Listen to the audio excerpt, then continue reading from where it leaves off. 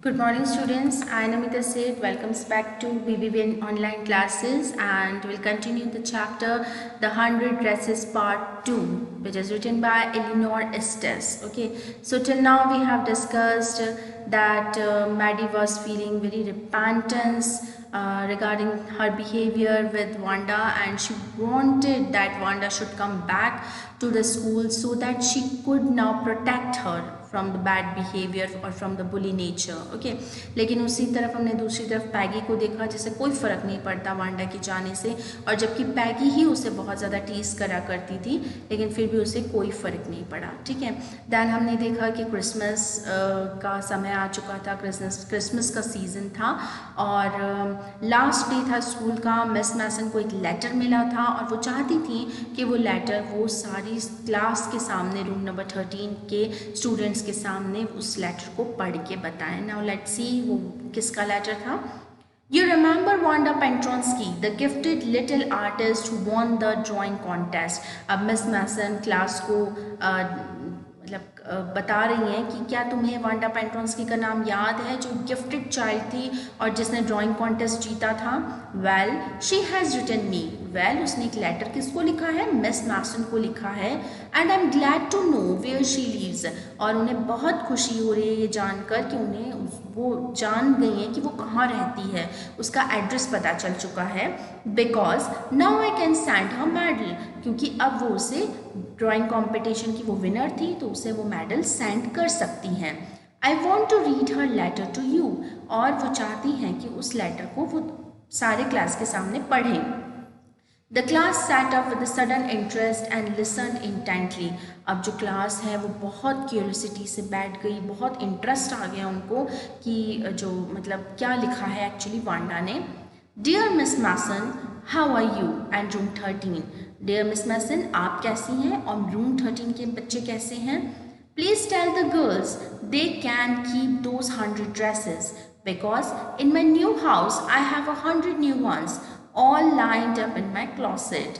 सो उन लड़कियों को बोल दीजिएगा कि मेरी जो 100 ड्रेसेस मैंने बनाई हैं वो ले सकती हैं, मैंने ये सब उनको गिफ्ट किया है, बिकॉज मेरे नए घर में और भी मेरे पास 100 ड्रेसेस हैं जो कि सारी लाइंड अप है क्लॉसेट में। I would like that girl Peggy to have the drawing of a green dress with a red trimming and her friend Maddie to have the blue one. मैं चाहती हूँ कि वो जो गर्ल है पैगी उसको ग्रीन कलर का ड्रेस जिसमें कि रेड ट्रिमिंग्स, रेड डेकोरेशन किए हुए हैं वो दी जाए, और जो गर्ल मैडी है उसकी फ्रेंड उसको ब्लू कलर का ड्रेस गिफ्ट मेरी तरफ से दिया जाए। For Christmas, I miss that school and my new teacher does not equalize with you. Merry Christmas to you and everybody.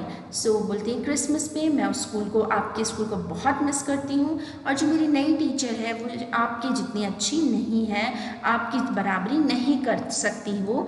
Merry Christmas सभी को। और उन्होंने वांडा ने मिस मासन को भी मैरी क्रिसमस बोला। On the way home from school, Maddie and Peggy held their drawings very carefully. अब Maddie और पैगी को जो ड्राइंग मिली है गिफ्ट वांडा की तरफ से, बहुत ध्यान से वो उसे पकड़ के घर की तरफ जा रही हैं। All the houses had wreaths and holy in the windows. सारे हाउसेस पे wreaths लगे हुए हैं, होली मतलब पवित्र चीज़ों से, काफ़ी जैसे बेल्स है, क्रिसमस बेल, स्मॉल ट्रीज, उनसे मतलब विंडोज़ को, डोर्स को डेकोरेट किया हुआ है। wreaths क्या होता है? It's a quite of a round circle decorative piece है ना, जो कि डोर को डेकोरेट करने के लिए काम पे लगाया, मतलब डोर पे लगाया जाता है स्पेशली ग्रीन कलर से या अलग अलग चीज़ों से, मतलब उसको सर्कल में होता है वो, फ्लावर्स से, ग्रासेस से, डेकोरेटिव आइटम से, बैल से उसको डेकोरेट किया जाता है। वो डोर डेकोरेशन या वॉल डेकोरेशन के काम में आता है। Okay, outside the grocery store hundreds of Christmas trees were stacked, और हर एक चाहे वो डिपार्टमेंटल स्टोर्स हों या अलग अलग जो भी शॉप्स हैं उसके बाहर बहुत सारे क्रिसमस ट्रीज को लगाया गया था। स्टैक करना मतलब क्या होता है? कहीं पर जमा कर लगा देना किसी चीज़ को। Okay, and in the window candy, peppermint sticks and cornucopias of shiny transparent paper was stung, और जो विंडोज़ थी वहाँ पर कैंडी पेपरमेंट्स के स्टिक्स लगाई गई थी, है ना। कैंडीज होती है ना, अपने आप लोग खाते हुए होंगे, सो कैंडीज को विंडो में डेकोरेट किया गया था। और कॉर्न्यूकॉपियस मतलब एक कंटेनर होता है जिसमें बहुत सारे फ्रूट्स और फ्लावर्स डाले जाते हैं, उस डेकोरेशन के भी काम आता है। तो उस तरह से उन्होंने हैंग कर रखे थे विंडोज़ पे, डोर्स पे, जिससे it was actually the full environment, it was the feeling of Christmas, it was giving the feeling of Christmas festival. मतलब हर एक तरह भी जब भी आप कोई विंडो डोर देखेंगे तो क्रिसमस की फीलिंग आ रही थी। The air smelled like Christmas, ऐसा लग रहा था हवाओं में भी किसकी खुशबू है, क्रिसमस की, मतलब इन्वायरमेंट में। दिस इज अ फ्रेज, इसका क्या मतलब है कि हवाओं में ऐसा लग रहा था कि इन्वायरमेंट को इस तरह डेकोरेट करा जा रहा था कि क्रिसमस फेस्टिवल की फीलिंग आ रही थी। And light shining everywhere reflected different colours on the snow, और डिफरेंट जो लाइट्स हैं वो स्नो पे जब गिर रही थी तो ऐसा लग रहा था कि स्नो भी डिफरेंट कलर की दिखाई दे रही थी। Boy, said Peggy, this shows she really likes us. अब उसकी जो ड्राइंग है वो देखकर पैगी बोल रही है मैडी को कि देखो वो हमें सच में बहुत चाहती थी, हमें बहुत लाइक करती थी वो। It shows she got a letter and this is her way of saying that everything's all right and that's that. तो उसने बोला कि देखो वो अपनी इस लेटर के थ्रू, उसको लेटर मिल चुका है, हमारा भेजा गया, और उसने हमें ये जो गिफ्ट दिया है, इससे क्या पता चलता है कि वो हमें लाइक करती है और उसे बिल्कुल बुरा नहीं लगा किसी भी बात का। I hope so, said Maddy sadly. अब मैडी जो है बहुत दुख के साथ कह रही है कि आशा है उसे बुरा नहीं लगा हो। She felt sad because she knew she would never see the little typed lipped polish girl again. वो बहुत दुखी थी क्योंकि वो जानती थी कि वो उस टाइड लिप्ड पॉलिश गर्ल को अब कभी भी नहीं मिल पाएगी, and could not ever really make things right between them. और कभी भी उनके बीच में जो मिसअंडरस्टैंडिंग्स क्रिएट हुई हैं उसको कभी भी सही नहीं कर पाएगी, वो वांडा को कभी अपना फ्रेंड नहीं बना सकती। She went home, she pinned her drawing over a torn place in the pink flowered wallpaper in the bedroom.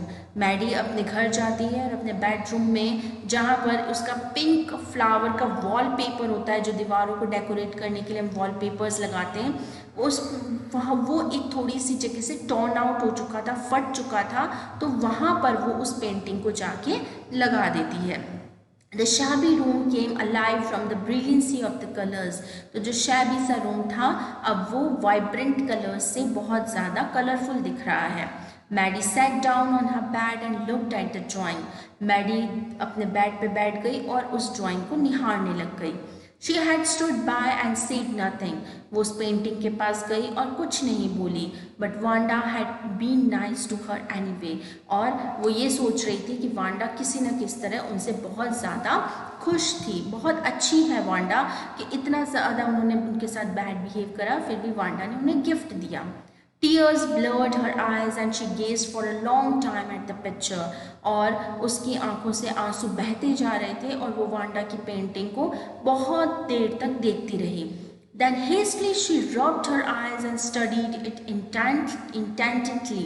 So एकदम से जल्दी से उसने अपने आंसू पोंछे और उस पिक्चर को बहुत ध्यान से पास से देखने लगी। The colors in the dress were so vivid that she had scarcely noticed the face and the head of the drawing. उसके जो कलर्स थे ड्रेस के, जो उसने पेंटिंग उसको दी थी, उस ड्रेस के कलर इतने सुंदर और इतने अद्भुत थे, इतने अलग अलग थे कि उसका फेस पर ध्यान ही नहीं गया कि एक्चुअली उसने किसी फेस को भी बनाया है ड्राइंग के अंदर। But it looked like her Maddy. अब उसने मैडी की पिक्चर बना के उसको ब्लू ड्रेस पहनाया हुआ था, तो फेस किससे रिजेंबल करता था, मैडी से रिजेंबल करता था। It really looked like her own mouth. Why it really looked like her own self. Wanda had really drawn this for her. Excitedly she ran over to Peggy's. अब उसने देखा कि Maddie की face है उसके अंदर, तो उसे बड़ी खुशी हुई कि ये सब स्पेशल गिफ्ट जो है वो उसने मैडी के लिए ही बनाया था जब वो यहाँ पर थी, ठीक है। और वो एक्साइटेडली बहुत उसे मतलब अच्छा फील हुआ और वो क्यूरियोसिटी के साथ में पैगी के घर पे दौड़ के गई। Peg, she said, let me see your picture. उसने कहा पैग अपनी पिक्चर दिखाओ। What's the matter? said Peggy as they clattered up to her room where Wanda's drawing was lying face down on the bed. Maddy carefully raised it. अब यहाँ पर difference देखिए कि पैगी, जो कि वांडा से कोई फ़र्क पड़ता ही नहीं था पैगी को, और वो कभी समझती ही नहीं थी कि पैगी ने कभी वांडा को हर्ट भी किया। ये पैगी कभी कॉन्फेस नहीं करती थी कि उसने वांडा को हर्ट किया है। तो उसने वो पेंटिंग कहाँ डाल रखी थी, बेड पे फेंक रखी थी, और वो जो पेंटिंग थी it was face towards the bed, यानी वो उल्टी रखी गई थी उस बेड के ऊपर। तो दौड़ के वो लोग उस रूम में जाते हैं और मैडी बड़ी केयरफुली उस पेंटिंग को उठाती है। लुक शी ड्रू यू, और उस पेंटिंग में किसका फेस था, पैगी का फेस था। That's you, she exclaimed, and the head and the face of this picture did look like Peggy. और head और जो face था वो किसके जैसा था, पैगी जैसा था। What did I say? said Peggy. She must have really liked us anyway. और ज़्यादा अच्छा मौका मिल गया। उसने कहा देखा वो बिल्कुल नाराज़ नहीं हुई हमारी बातों से, वो तो हमें जबकि लाइक करा करती थी। Yes, she must have agreed Maddie. उसने कहा हाँ वो सच में हमें बहुत लाइक करती थी।